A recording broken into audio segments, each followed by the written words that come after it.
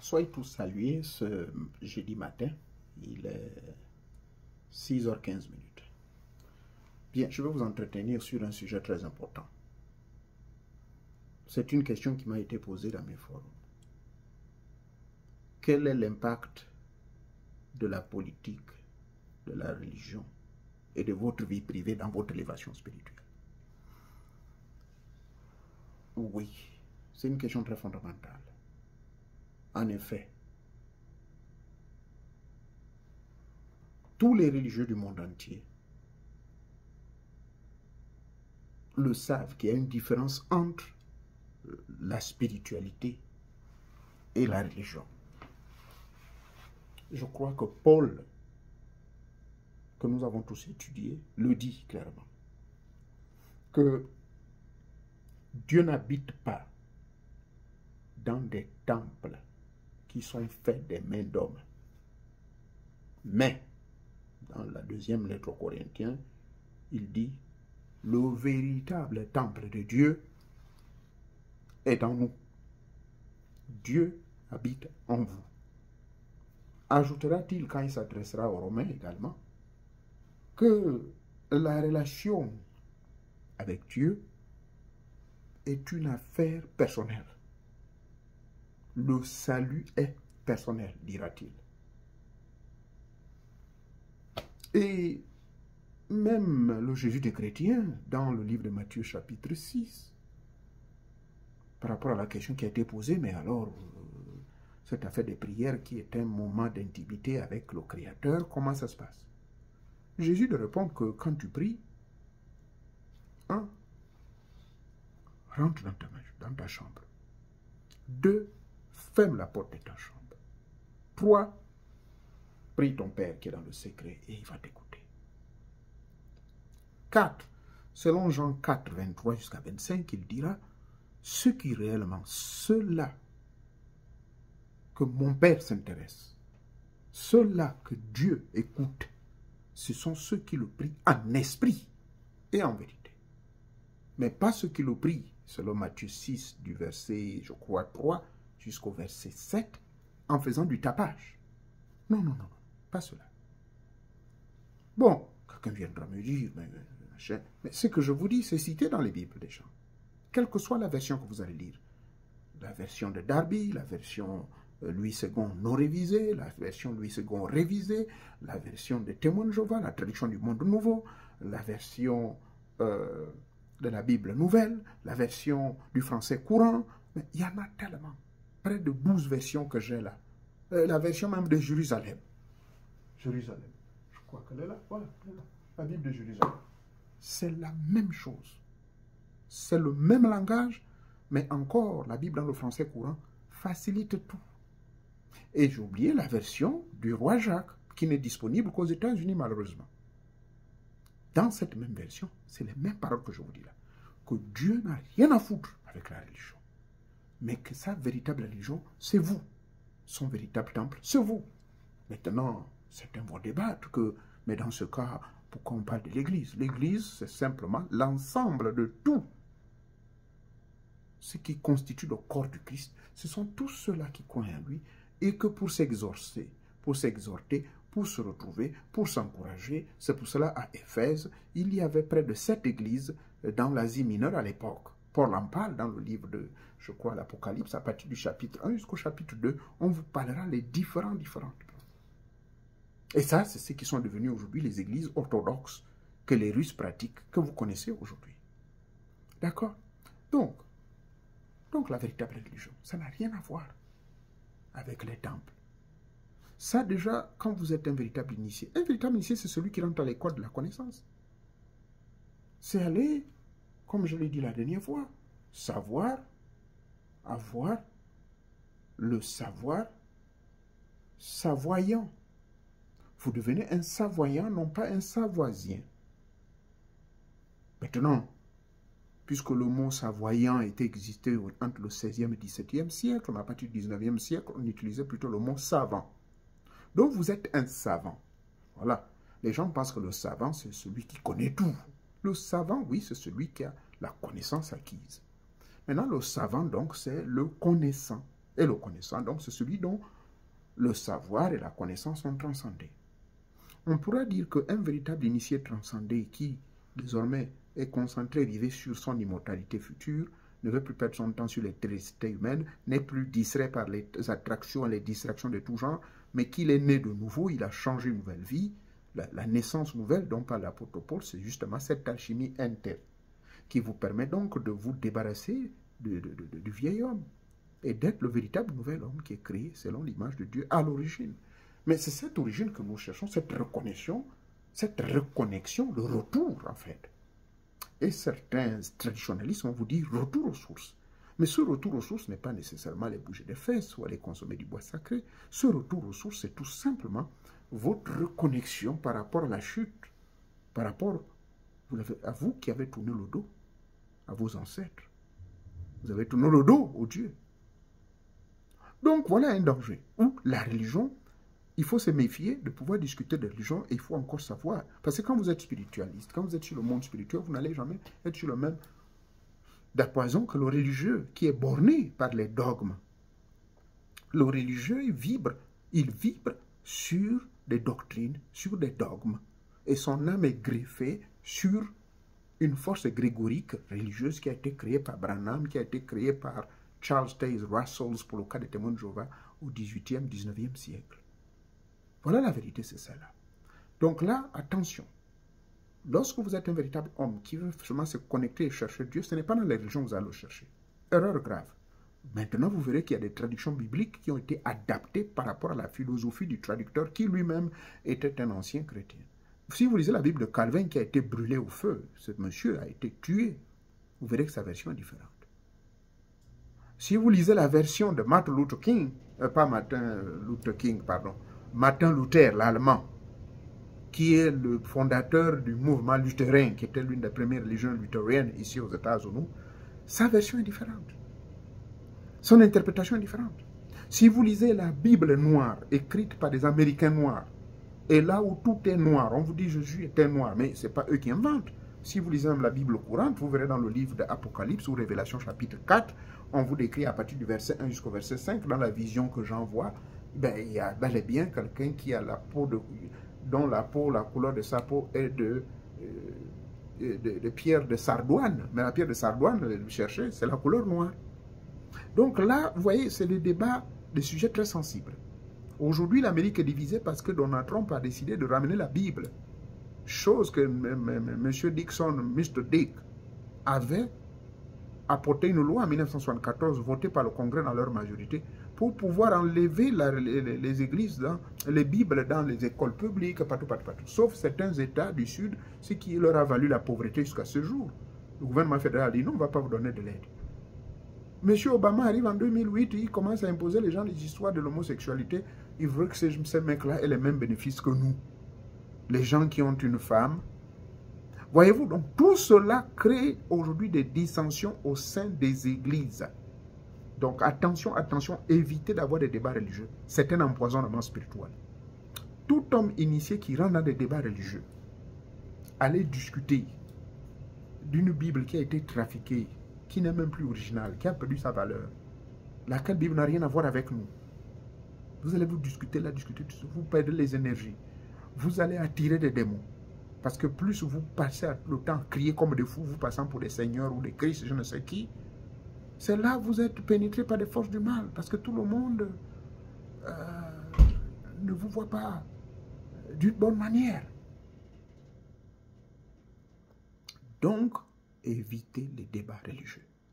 Ça va vous créer des ennuis. Les religions divisent les familles. Moi, j'ai des membres de famille qui, aujourd'hui, du côté de mon père, par exemple, qui s'accusent entre eux. Que non, voilà, papa, c'est à cause de lui qu'aujourd'hui je n'ai pas réussi. Une jeune femme, le pasteur est à lui dire ça. Les églises disent éveillées. Vous trouvez ça normal? Voilà pourquoi, en tant qu'initié véritable, ne rentrez pas dans des débats religieux. Évitez cela. Quelqu'un va te poser la question sur Dieu, tu dis pardon. Lis ta propre Bible, elle dit quoi? Le salut est personnel. Lis ta propre Bible. Paul dit bien quoi? Que le temple de Dieu n'est pas fait de main d'homme. Elle va lire le livre des Actes des Apôtres. Que le temple de Dieu n'est pas fait de main d'homme. Que le véritable temple de Dieu, selon Corinthiens, est à l'intérieur. Donc, conséquence. Et Jésus a dit que celui qui adore son Père, là, il rentre dans sa chambre. Je ne vous ai pas expliqué, tu fermes la porte. Mais la première porte, elle est physique, mais la deuxième porte, elle est spirituelle. Il s'explique lui-même par Jean chapitre 4, verset 23-25, où il dit, priez Dieu en esprit et en vérité. Et quand on prie Dieu en esprit, c'est une prière spirituelle. Quand tu te réveilles le matin, avant de faire ceci, pardon, sur ma chaîne YouTube, toutes les techniques sont décrites. Et il y a des gens qui ont vu un grand changement dans leur vie. Aujourd'hui, ils ont barré ces églises-là. Ce n'est pas mon but, mais c'est quand la vérité te touche que tu comprends les réalités. Parce que même ce que je dis là, ça va paraître une guerre pour mes frères religieux. Alors que je ne suis pas là pour faire ça. Nous respectons les religions. S'il vous plaît, respectez les religions. Respectez les croyances des uns et des autres. Ça, c'est de un. Et de deux, la politique. Dans la politique, il n'y a pas trop de vérité. J'en sais quelque chose. J'étais élu en 1996, conseil municipal. Et en février 1997, le collège de 29, parce que nous avions à l'époque 29 sièges, hein, selon la politique, la décentralisation. De 29 conseillers, on s'est retrouvés pour élire finalement les maires centraux. Et je faisais partie des maires adjoints qui avaient été élus. Donc, je sais ce que c'est, comment ça se passe pour la politique. Et là encore, c'était différent parce que nous étions des élus. Nous étions là pour le bien de notre première commune de Gamba. Gamba était devenue une commune selon la loi 1596 à partir de 1996. Voilà, ça c'est une vérité. Mais quand on vous nomme, un président va vous nommer. Mais quand il vous nomme là, vous pensez qu'il vous nomme pour quoi? Vous allez avoir les bénéfices, vous allez avoir les salaires, vous êtes obligé de suivre sa philosophie, vous êtes obligé de suivre ses idéaux. Et quand vous allez vous opposer, on va vous retrouver mort, étranglé quelque part. Vous allez être empoisonné. Si vous êtes quelqu'un qui aime toutes les ambiances. Donc attention, attention. Je n'ai pas interdit les gens d'aller dans la politique. Ça n'engage que chacun. Moi, je dis, au niveau spirituel où je suis, la politique est réservée aux politiciens. Laissez les politiciens faire leur politique. Quant à moi, si je pars, parce qu'il y a les élections là qui s'apprêtent, les gens, il y a des amis et connaissances, mes neveux, machin, les amis qui m'attirent, machin, que non, papa, il faut venir, machin, tu es un bon, vraiment, tu es machin, machin. Tu peux te battre pour moi. Je dis, je suis d'accord, mais je vais réfléchir. Si c'est pour être un élu du peuple, indépendant, je dis bien, ou bien j'ai mon beau-frère et mon petit frère, j'ai élu son parti, ben, je peux le soutenir dans son parti et me présenter sous le nom de son parti. Parce que nous, on a une autre philosophie. Ce n'est pas pour faire le mal. On a une philosophie de la promotion de nos us et coutumes, la promotion de nos valeurs, la promotion de ramener nos enfants à l'instruction civique, ramener l'enfant à la bonne éducation, les bonnes mœurs, ramener l'enfant que tu gardes ta virginité, pour le cas des filles, jusqu'à ce que l'homme qui viendra te prendre, c'est celui-là qui doit t'épouser. Celui qui va te dévierger, c'est celui qui doit t'épouser. Voilà les trucs de la vie que nous promouvons. I don't know what the word in French. Dont nous faisons la promotion. Mais cela ne fait pas de moi un politicien. D'accord? Donc attention, attention. Quand vous êtes nommé, là vous rentrez dans le moule de la politique. Mais quand vous êtes un élu, vous partez pour un mandat de votre peuple. Par exemple, au cas de conseil municipal ou de conseil départemental. Mais vous travaillez pour le développement de votre commune, tranquille. Et puis, quand mon mandat, si on me dit que c'est un mandat de 5 ans, après les 5 ans, j'enlève mon corps. Si les gens me disent encore il faut rester, il faut rester. J'ai fini mon temps. C'est comme cela la politique. Parce qu'il faut éviter de mentir. Voilà mon problème, c'est cela. Quand vous rentrez dans le système politique, vous devez mentir. Et troisièmement, évitez de parler de votre vie. Moi, je le dis au public. Et c'est vrai, j'ai 13 enfants. Plus de filles que de garçons. Et j'ai 12 petits-fils. Et sur ces 12 petits-fils, petits-enfants, j'ai 7 qui sont des filles et 5 qui sont des garçons. Ça, c'est ma vie privée. Mais je ne veux pas donner le nom de mon épouse, je ne veux pas donner là où elle habite, je ne veux pas dire ce qu'elle fait. Ça, ce serait donner tous les détails. C'est moi qui me suis engagé à venir au public.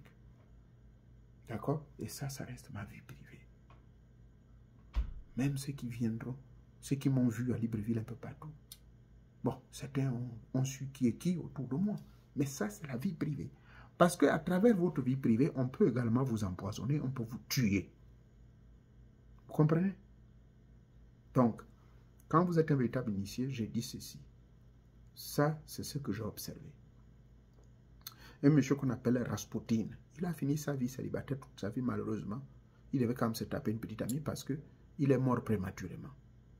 À l'époque des tsars, qui étaient les grands rois de l'actuelle Russie, dans l'époque de l'URSS, toute cette zone de l'Europe de l'Est, eh bien, Rasputin était vilain, il sentait même très mal.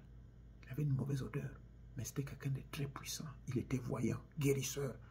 Et les femmes qui tombaient amoureuses de lui sont des reines. Je vous dis, c'était des reines. Et il vous fouettait toutes ces reines-là. Il paraît qu'il avait un moudouma vraiment terrible. Et même lorsque les rois en auront marre de lui pour le tuer, c'est après 25 coups de fusil sur lui qu'il a finalement trépassé. C'est-à-dire que les coups de balle qu'on le tapait là, il ne faisait que marcher. C'est-à-dire que c'est quelqu'un qui était fort. Ce n'est pas un bon exemple. Le meilleur exemple, c'est Bouddha. Bouddha. Bodhisattva, c'est le meilleur. Parce que lui, il est resté célibataire pour le reste de sa vie. Je ne parlerai pas de Jésus, parce que ça risque d'être un scandale. Il y a des maîtres, moines, qui sont restés vierges pour le reste de leur vie. Mon maître des arts martiaux, il est resté vierge jusqu'à sa mort. Donc, c'est mieux, quand vous suivez la spiritualité, de ne pas avoir femme ou de ne pas avoir homme. C'est-à-dire qu'il faut avoir maîtrisé les énergies sexuelles et les transformer en énergie transcendantale. Mais ça, c'est des choses que je dis, mais ce n'est pas facile. Donc, je vous ai même dit, même la masturbation est interdite. Vous devez transformer vos énergies sexuelles. Maintenant, quand vous avez atteint ce niveau, et que vraiment vous ne pouvez pas supporter, prenez une femme, mais qui, à condition qu'elle marche sur vos principes. Sinon, elle va être un obstacle pour votre élévation. C'est la même chose pour vous les hommes, les femmes. La femme ne peut trouver qu'un homme initié. Voilà pourquoi il y a certains initiés pour ne pas savoir quelle femme ils ont. Mais la femme est cachée quelque part, personne ne sait. Est-ce que vous connaissez la femme de Poutine? Personne ne connaît. Mais pourtant, il a une femme. C'est comme ça. Bref, je me résume. Lorsque vous voulez évoluer spirituellement, éliminez de votre chemin les trois choses-là. Ou bien surveillez. 1. Ne vous immiscez pas des politiques. Vous pouvez porter conseil. Moi, il y a des gens qui me demandent de leur porter conseil. J'ai un président que j'ai connu malheureusement qui a été assassiné sauvagement, qui était un ami personnel, à qui je portais conseil. Et il ne me donnait pas un rond. Hein. C'est vrai, il me payait parfois les billets pour aller à son pays. Vous pouvez porter conseil. Voilà. Je connais des directeurs généraux, des ministres qui me consultent en privé. Ils ne payent rien, s'il vous plaît. C'est mon devoir. Mais le jour où je suis dans un besoin, je sais qu'ils vont m'aider. Mais je ne demande pas, c'est interdit. D'accord? Donc vous pouvez porter conseil. Ce n'est pas interdit. La preuve en est que les rois, dans le temps, ils avaient des conseillers autour d'eux, qui étaient des prophètes, je ne sais pas trop qui. Donc, politique, ne vous mêlez pas. Religion, c'est la pire. La Deuxième Guerre mondiale a été créée par la religion. La Troisième Guerre mondiale qui se prépare à l'horizon, c'est parce que M. Poutine est un conservateur. Il est dans la religion qu'on appelle la religion orthodoxe. Voilà, Donald Trump. Pourquoi on dit qu'il est ami avec Poutine? Parce qu'il marche sur les mêmes principes. Donald Trump a dit l'affaire des homos, l'affaire des mariages entre hommes-femmes, là, va venir tout chambouler, les avortements, toutes ces histoires-là. On ne doit pas mettre ça comme une loi. Non, ça c'est le désordre. Et on se demande pourquoi on a tous les malheurs du monde.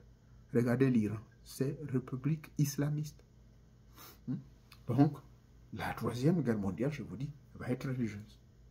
L'affaire qui se passe en Israël, là, avec tous les pays arabes qui vont attaquer n'importe comment, c'est la guerre entre le christianisme, le judaïsme et l'islamisme. Donc, restez au-dessus des religions. Ne jamais engager des débats religieux si vous voulez vivre longtemps. Parce que quand vous allez passer tout le temps à être sur des plateaux, de discuter d'affaires de religion, de discuter de politique, vous ne vivrez pas longtemps. Nous, je ne crois pas. Je sais que ça existe. Je vous l'ai toujours dit, je ne le cache pas. On m'a appris comment fabriquer les fusils nocturnes, des centaines de fusils nocturnes. On va vous attaquer et pour pouvoir se soigner là, on ne trouve plus les vrais qui peuvent vous enlever les fusils nocturnes. Là. On les trouve dans la zone des Babi Mongo, là-bas, loin. Le temps d'arriver là, le poison agit. Hein?